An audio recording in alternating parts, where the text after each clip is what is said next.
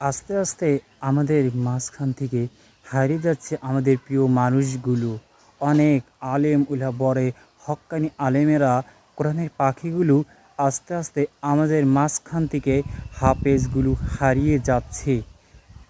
আস্তে আস্তে আমাদের মাঝ থেকে এলেম উঠে যাচ্ছে। অনেক ঝনায় জেনে বুঝে কোরআন জানে, হাদিস জানে, তাও সত্যগুলো এই সমাজের মাধ্যমে তুলে ধরতেছে না।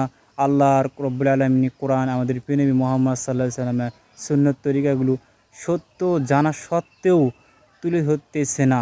তাদের কিন্তু কিয়ামতের দিনে শাস্তি হবে অনেক।